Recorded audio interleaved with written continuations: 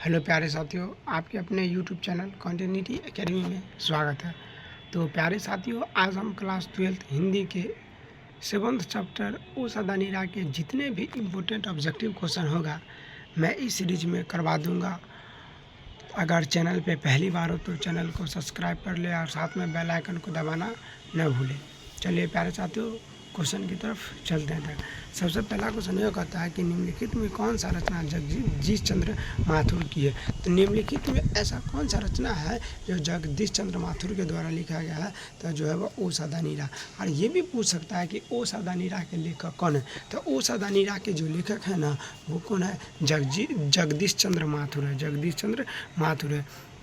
अब question number 3 क्या कहता था? क्वेश्चन नंबर 3 यह कहता है क्या कि ओ सदा नीरा शीर्षक पाठ किस विधा के अंतर्गत आता है। तो ओ सदा नीरा जो है वह निबंध के अंतर्गत आता है। किसके अंतर्गत आता है? निबंध के। इसका ऑप्शन नंबर क्या हो जाएगा? ये हो जाएगा। क्वेश्चन नंबर 3 हो गया। 4 तरफ चलते थे। क्वेश्चन नंबर 4 क्या कहता है? क्वेश्चन नंबर 4 यह कहता है कि जगदीश चंद्र माथुर जी थे, मूलतः क्या थे? जगदीश चंद्र माथुर जी थे ना, वह एक नाटककार थे। क्या थे? एक नाटककार। इसका ऑप्शन नंबर क्या हो जाएगा? सी हो जाएगा। क्वेश्चन नंबर 5 की तरफ चलते थे। क्वेश्चन नंबर 5 क्या कहता है? तो क्वेश्चन नंबर 5 यह कहता है कि ओ सदा नीरा निबंध बिहार के किस क्षेत्र की संस्कृति पर लिखी गई है। मतलब ओ सदा नीरा जो है निबंध है। ओ सदा नीरा क्या है? निबंध है। एग्जाम में पूछा भी जाएगा। तो किस क्षेत्र, बिहार के किस क्षेत्र से पर लिखी गई है? तो बिहार के जो है ना, कहाँ से लिखा गया है? तो बिहार के यहाँ से क्या बोलते हैं, चंपारण से लिखा गया। कहाँ से? तो चंपारण से। इसका ऑप्शन क्या हो जाएगा? डी हो जाएगा। क्वेश्चन नंबर 6 की तरफ चलते थे। क्वेश्चन नंबर 6 क्या कहता है? तो क्वेश्चन नंबर 6 यह कहता है कि चंपारण के क्षेत्र में बाढ़ का मुख्य कारण क्या? तो चंपारण के क्षेत्र में बाढ़ का मुख्य कारण जो है ना, जंगलों का काटना। जंगलों के काटने के कारण चंपारण के क्षेत्र में बाढ़ का जो है वह मुख्य समस्या है। क्वेश्चन नंबर 7 की तरफ चलते हैं। तो क्वेश्चन नंबर 7 क्या कहता है? क्वेश्चन नंबर 7 यह कहता है कि माथुर जी जो है, माथुर जी किस राज्य से शिक्षा सचिव नियुक्त हुए थे? तो कहाँ से हुए थे? मध्य प्रदेश से। इसका ऑप्शन नंबर क्या हो जाएगा? ये हो जाएगा। क्वेश्चन नंबर 8 की तरफ चलते हैं। क्वेश्चन नंबर 8 क्या कहता है? तो क्वेश्चन नंबर 8 यह कहता है कि 12वीं सदी में, क्वेश्चन नंबर 8 यह कहता है कि 12वीं सदी के लगभग 300 वर्ष तक किस वंश का शासन था।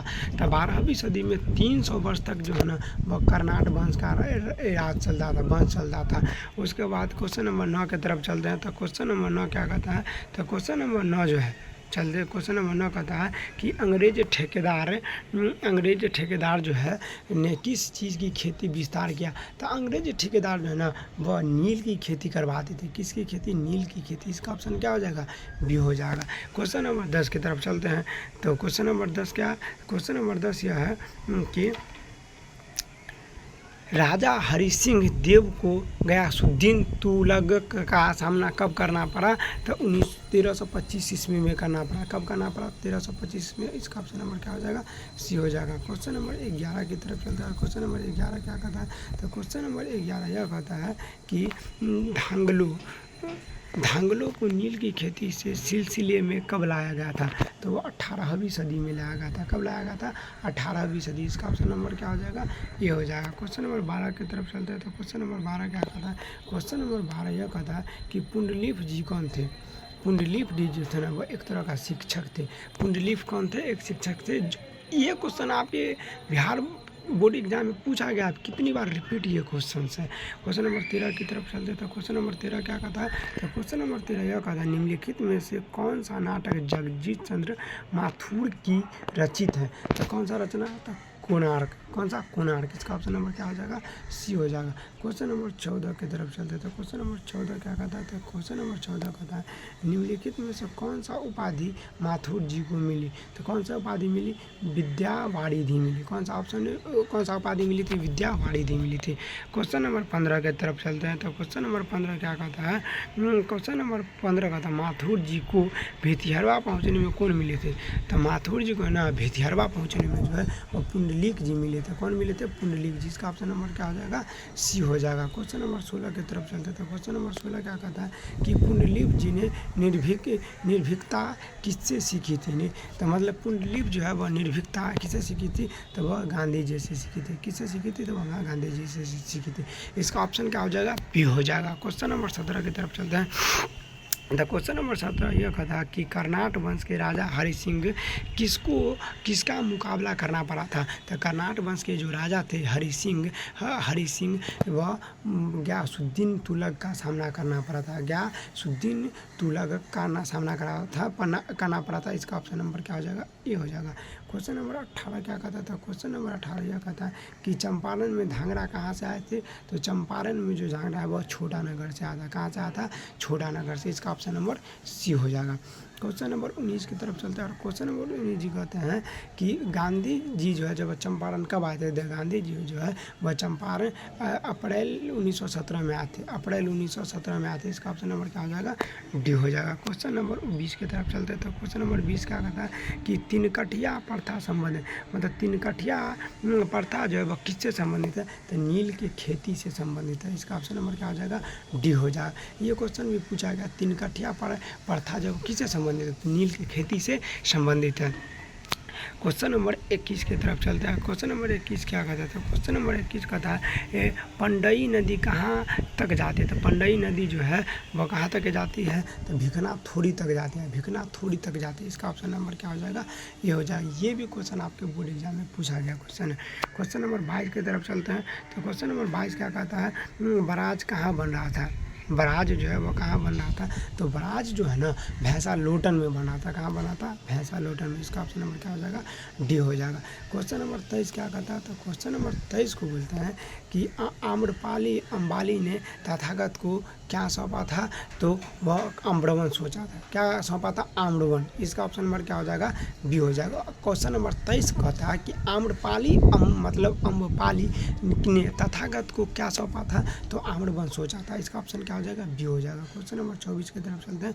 तो क्वेश्चन नंबर 24 क्या कहता है? तो क्वेश्चन नंबर 24 यह कहता है कि मठ के महंत ने गांधी जी को कहाँ शरण दी थी? मठ के महंत ने गांधी जी को कहाँ शरण दी थी? तो एक झोपड़ी के पेड़ के नीचे दिए थे। इसका ऑप्शन नंबर क्या हो जाएगा? डी हो जाएगा। क्वेश्चन नंबर 25 की तरफ चलते हैं और क्वेश्चन नंबर 25 यह कहता है कि जगदीश चंद्र माथुर का जो जन्म हुआ था वह कब हुआ था?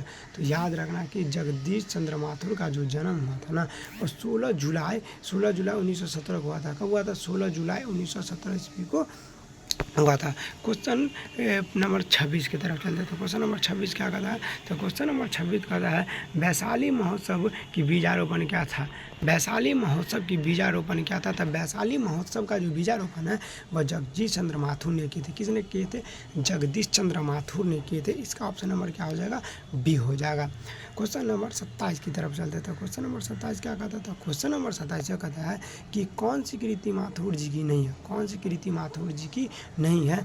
तो रेशमी टाई नहीं है। इसका ऑप्शन सी हो जाएगा। लेकिन रेशमी टाई नहीं देगा, इसमें से ऑप्शन नंबर डी देगा। इनमें से सभी मेरी बांसुरी, बंदी, कोणार्क किसकी रचना है? तो याद हमेशा रखना माथुर जी की रचना है और रेशमी टाई माथुर जी की रचना नहीं है। क्वेश्चन नंबर 28 की तरफ चलता है और क्वेश्चन नंबर 28 क्या कहता है देखते हैं। तो क्वेश्चन नंबर 28 कहता है कि कौन सा कृति माथुर जी की है? कौन सा कृति माथुर जी की है? तो कौन सा कृति है? भोर का तारा।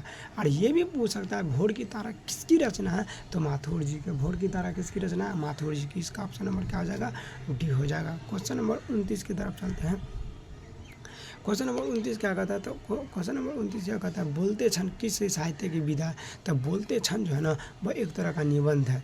और निबंध क्या कि बोलते क्षण किस विधा है की कृति है? तो बोलते क्षण जो है वह एक तरह का निबंध है। ठीक। क्वेश्चन नंबर 30 की तरफ चलते हैं और क्वेश्चन नंबर 30 क्या कहता है कि ओ सदा नीरा किसको निमित्त बनाकर लिखा गया है? तो ओ सदा नीरा जो है ना उसका क्वेश्चन नंबर 32 की तरफ चलते हैं। तो 32 क्वेश्चन नंबर कहता है 32 कि थारन शब्द किस शब्द से विकसित हुआ है? थारन शब्द जो है वह थार शब्द से विकसित हुआ। बथारन शब्द जो है बथार शब्द से विकसित हुआ है। इसका ऑप्शन नंबर क्या हो जाएगा? बी हो जाएगा। क्वेश्चन नंबर 33 की तरफ चलते हैं। क्वेश्चन नंबर 33 क्या कहता था? क्वेश्चन नंबर 33 क्या कहता है कि बिहार के सुप्रसिद्ध सांस्कृतिक उत्सव वैशाली महोत्सव का बीजारोपण किसने किए थे? तो जगदीश चंद्र माथुर ने किए थे। कौन किए थे? जगदीश चंद्र माथुर ने किए थे। कौन किए थे? जगदीश चंद्र माथुर ने। बिहार के सुप्रसिद्ध सांस्कृतिक उत्सव वैशाली महोत्सव का बीजारोपण किसने किया था? तो जगदीश चंद्र माथुर ने किया था। इसका ऑप्शन नंबर सी हो जाएगा। क्वेश्चन नंबर 34 की तरफ चलते तो क्वेश्चन नंबर 34 क्या कहता था? क्वेश्चन नंबर 34 को पढ़ते हैं कि ओ मेरे सपने क्या है? तो ओ मेरे सपने जो है वह एक तरह का नाटक है। वो मेरे सपने क्या है? तो वो मेरे सपने एक तरह का नाटक है। इसका ऑप्शन क्या हो जाएगा? डी हो जाएगा।